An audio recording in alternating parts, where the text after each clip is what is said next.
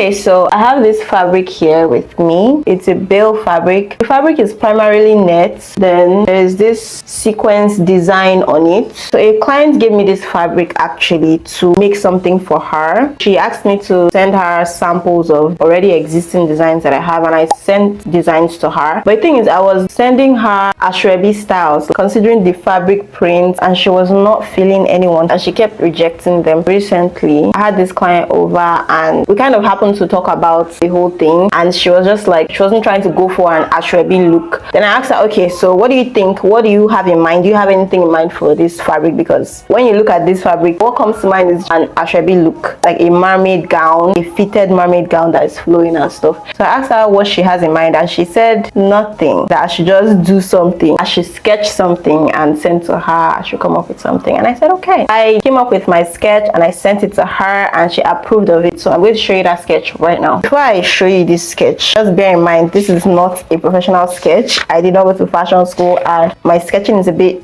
tacky. Okay, so cut me some slack. So this is the sketch that I showed her.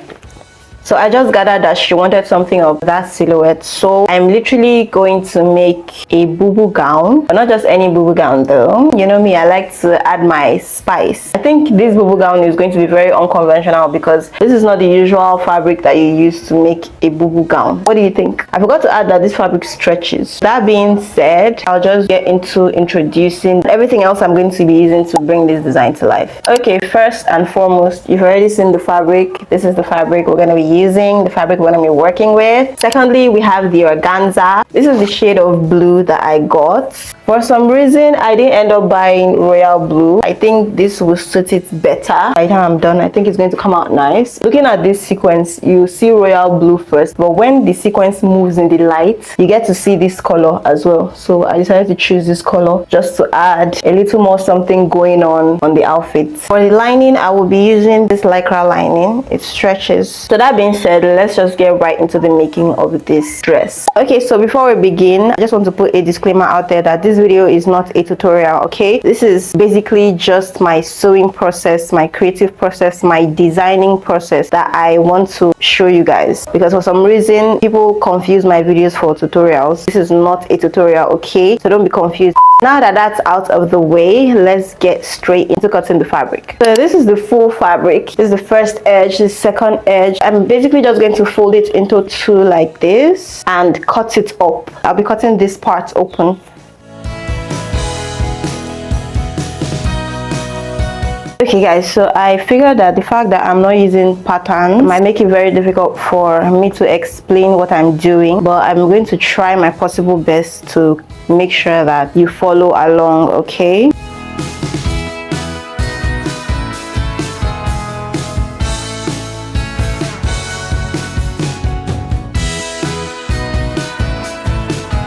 So this is it. I've cut it into two. This is one part, this is another part. I'm going to be joining them together, right sides facing each other. So it's going to be like this. This is basically the top of the gown, right? It's basically going to sit like this. So I'm going to leave the neckline open, then use my sewing machine to sew from somewhere around here down to where it stops, because it's like a cut together sleeve. Okay, so from where the neckline is ending, wherever the neckline is ending, I'm going to be sewing straight down. I'm also going to be doing the same thing for the other side. Okay, once again, there is no neckline. Okay, the neckline is just going to be straight like this. It's going to be something like this.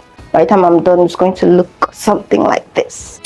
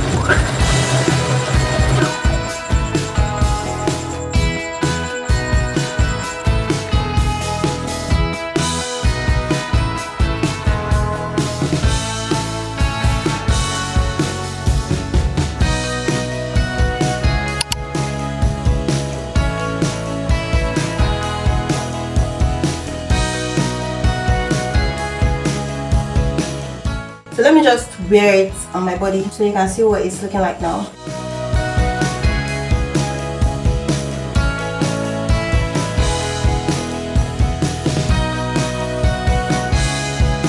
I did not make any neckline. I literally just put the front and the back pieces together and ran a stitch from here down on this side, ran a stitch from here down on this side. So the next thing I'm going to be doing now is to give space for the armhole. I don't know how many inches I'll be using, but I'll just give a reasonable space for the armhole and start sewing from here down to the end. I'll do the same thing for this other side. Start sewing from somewhere around here, whatever space I leave for the armhole, down to the end, okay? Closing it up, but from the inside. And then I'm thinking once I get to the knee area, I'll just come in like this to form like a V shape down to the ending of this gown, so that by the time I'm done, it will have some kind of layering effect on the sides. I don't know, when I'm done, probably you see what I'm talking about, okay?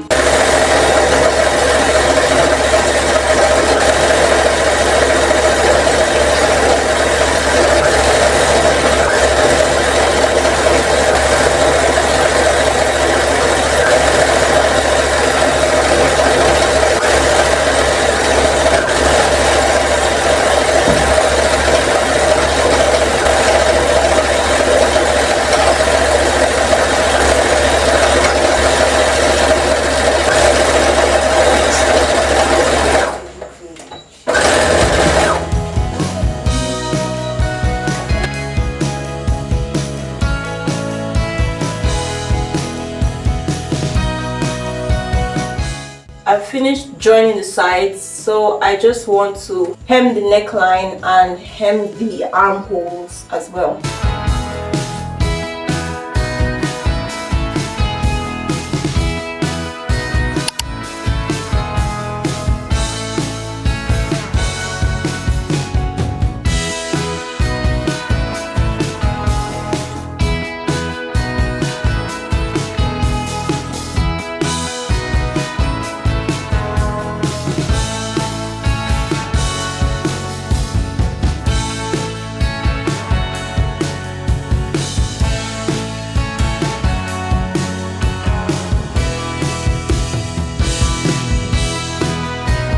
So right now we're going to start working on the organza.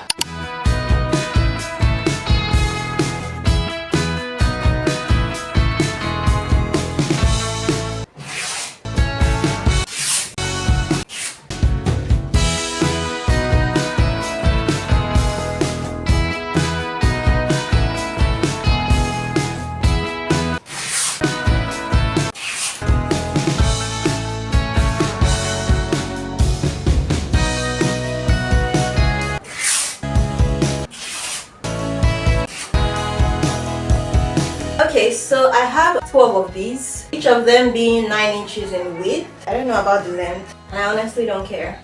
So yeah, I'm literally going to use these to make ruffles. By the time I'm done with the ruffles, I'll be putting them on the neckline and on either side of this dress.